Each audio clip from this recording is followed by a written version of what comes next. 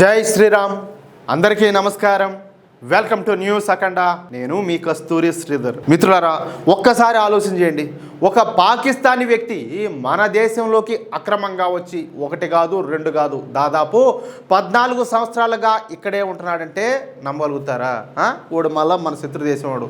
పైగా వాడి దగ్గర మన దేశానికి సంబంధించిన ఆధార్ కార్డు ఉండాలి, పాన్ కార్డు కూడా ఉండాలి, ఓటర్ ఐడి కూడా ఉండాలి. మరి ఒక పాకిస్తాన్కి మన దేశానికి సంబంధించిన ఈ గుర్తింపు కార్డులు అసలు ఎవరిచ్చారు? ఇన్ని సంవత్సరాల పాటు వాడికి ఆశ్రయం ఇచ్చింది ఎవరు? అసలు ఇప్పుడు వీటన్నిటికంటే షాకింగ్ విషయం మరొకటి బయటకు వస్తుంది. మన ఆర్మీ, నేవీ అలాగే రైల్వేలకు సంబంధించినటువంటి కీలక సమాచారాన్ని వీడేమైనా సేకరించాడా, పాకిస్తాన్ ఐఎస్ఐ కోసం పనిచేశాడా అనే కోణంలో పశ్చిమ బెంగాల్ ఎస్టీఎఫ్ దర్యాప్తు చేస్తుంది. ఇది కేవలం ఒక పాకిస్తానీ వ్యక్తి యొక్క అరెస్ట్ కథ కాదు. వాడి వెనక మన దేశంలోనే ఇంకెంతమంది ఉండారన్నదే ఇప్పుడు అసలు ప్రశ్న. అసలు ఈ కేసు ఏ విధంగా బయటపడిందో చూస్తే ఇంకా షాక్ అవుతారు. పోలీసులు పట్టుకున్న వ్యక్తి పేరు రాణా రవూఫ్ అలియాస్ వహాబ్ ఆలం. వీడు పాకిస్తాన్లోని ఫైసలాబాద్కు చెందినవాడని చెప్పేసి దర్యాప్తు అధికారులు చెప్తున్నారు. పశ్చిమ బెంగాల్ ఎస్టీఎఫ్కు వచ్చినటువంటి పక్కా సమాచారం ఆధారంగా ఉత్తర 24 పరగనాల జిల్లాలోని హబ్రా ప్రాంతంలో ఈ వహాబ్ ఆలంను పట్టుకున్నారు. అది కూడా బంగ్లాదేశ్ సరిహద్దు వైపు వెళ్తున్న సమయంలోనే ఈ హబ్రా ప్రాంతంలో వీడిని ఎస్టీఎఫ్ అధికారులు పట్టుకున్నారు. ఇక ఈ వహాబ్ ఆలంగాడి గతాన్ని గురించి అధికారులు ఆరా తీస్తే మరో విషయం బయటకు వచ్చింది. వీడు 2012లో నేపాల్ సరిహద్దు నుంచి అక్రమంగా మన భారతదేశంలోకి వచ్చాడని చెప్పేసి అధికారులు అనుమానిస్తున్నారు. ఆ విధంగా దేశంలోకి వచ్చిన తర్వాత వీడు తిరిగిపోలా. మామూలుగా పాకిస్తాన్ సరిహద్దు నుంచి మన దేశ సరిహద్దులోకి ఎవడైనా అడుగు పెట్టాడు అనుకో, ఏం చేస్తారు? మన వాళ్ళ కుక్కను కాల్చినట్టు కాల్చిపారు చెప్తారు. అట్టాడిది వీడు నేపాల్ సరిహద్దు గుండా ఏది అక్రమ మార్గాల్లో మన దేశంలోకి వచ్చి ఆధార్ కార్డు చేయించుకొని, పాన్ కార్డు చేయించుకొని అన్ని సౌకర్యాలు పొందుతా కూడా మన దేశంలో 14 సంవత్సరాల పాటు ఉన్నాడంటే వీడు మనకి ఎంత డ్యామేజ్ చేసే ప్రయత్నం చేసి ఉంటాడు, ఎంత డ్యామేజ్ చేసి ఉంటాడు మీరే ఒకసారి ఆలోచించండి. పైగా మన దేశంలోకి అక్రమంగా వచ్చిన తర్వాత వీడు తిరిగి పోలేదని చెప్పుకున్నాం కదా. వీడు దేశంలోకి వచ్చిన తర్వాత వీడు తిరిగి వెనక్కి అయితే పోలా. అసలు వాడేదో ప్లాన్తోనే వచ్చి ఉంటాడు. వాడెందుకు పోతాడు వెనక్కు? వాడి ప్లాన్ పూర్తి అయితే అప్పుడు పోతాడు. పశ్చిమ బెంగాల్లోనే ఉంటూ ఒక్కో ప్రాంతం మారుస్తూ ఉన్నాడంట. అంటే ఒక విదేశీయుడు, అందులోనూ మన శత్రు దేశానికి సంబంధించినోడు ఇన్ని సంవత్సరాల పాటు మన దేశంలోనే ఉంటున్నా ఎవరికి అనుమానం రాకుండా ఏ విధంగా మేనేజ్ చేశాడు అన్న ప్రశ్న ఇక్కడ మొదలవుతుంది. పైగా వీడు సాధారణంగా ఎవరికంటా పడకుండా దాక్కుని బతికిన వ్యక్తి కూడా కాదని చెప్పేసి దర్యాప్తులో బయటపడుతుంది. భారతీయుడిలాగా కనిపించేందుకు చెప్పే కదా Aadhaar card, pan card, voter ID లాంటి నకిలీ గుర్తింపు పత్రాలు కూడా సంపాదించాడని చెప్పేసి అధికారులు చెప్తారు. ఇప్పుడు అసలు విషయం ఇక్కడే ఉండాలి.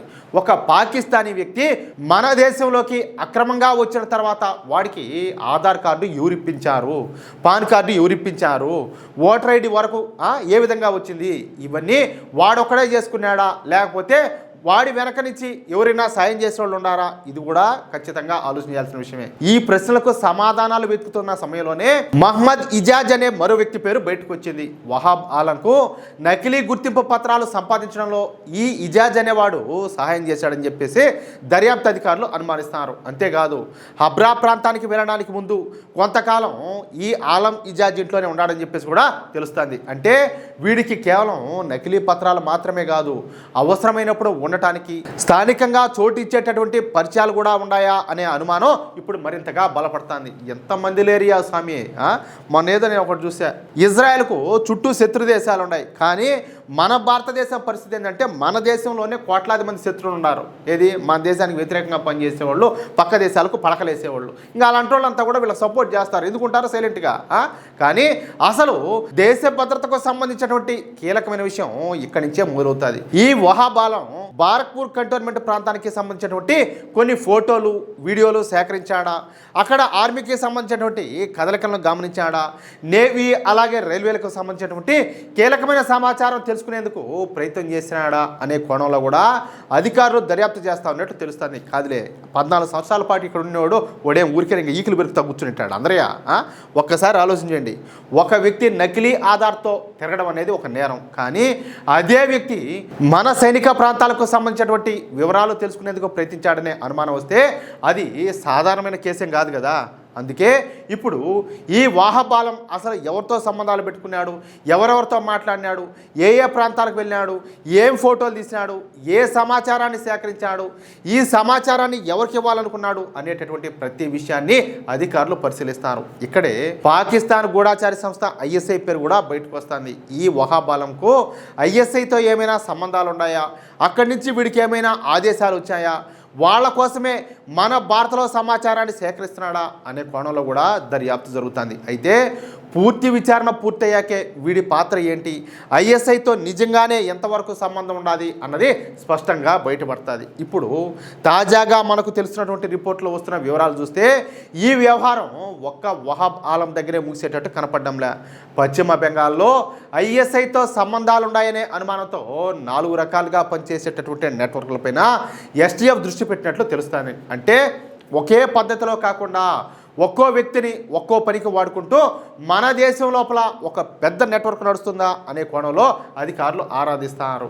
నేపాల్ అలాగే బంగ్లాదేశ్ వైపు ఉన్నటువంటి వ్యక్తుల ద్వారా మనుషులను భారత్లోకి పంపిస్తున్నారా, ఇక్కడికి వచ్చిన తర్వాత స్థానికంగా కొందరితో పరిచయాలు కల్పిస్తున్నారా, నకిలీ పత్రాలు తెప్పిస్తున్నారా, ఉండడానికి ఏర్పాట్లు చేస్తున్నారా, అవసరమైన డబ్బును ఇతర సహాయాన్ని అందిస్తున్నారా అనే విషయాలన్నీ కూడా ఇప్పుడు ఈ దర్యాప్తులో తేలనున్నాయి. ఏ ఒక్క విషయంలో కూడా మనం అనుమానం వ్యక్తం చేయాల్సిన అవసరం లేదు. ఎందుకంటే వీళ్ళు జిహాదీగాళ్ళు, అర్థమవుతుందా? అదొక్కటి చాలు. మిత్రులారా, మనం ఇక్కడ గుర్తుంచుకోవాల్సిన విషయం మాత్రం ఒకటే, దేశ భద్రత అంటే కేవలం సరిహద్దుల్లో మన సైనికులు తుపాకులు పట్టుకుని కాపలాగాయడం మాత్రమే కాదు.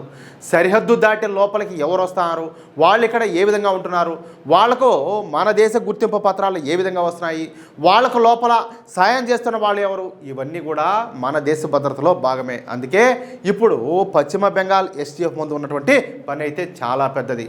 ఈ వహాబ్ ఆలం వెనక నిజంగా ఒక నెట్వర్క్ ఉందని చెప్పేసి తేలితే వాడిని పట్టుకోవడంతో ఆగిపోకుండా చివరి వ్యక్తి వరకు పోవాలా.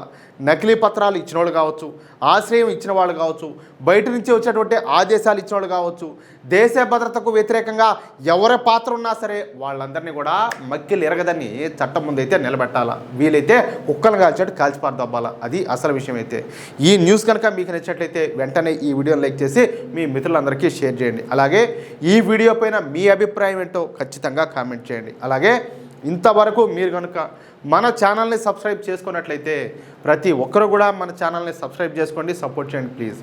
జై శ్రీరామ్, జై హింద్, భారత్ మాతాకి జై.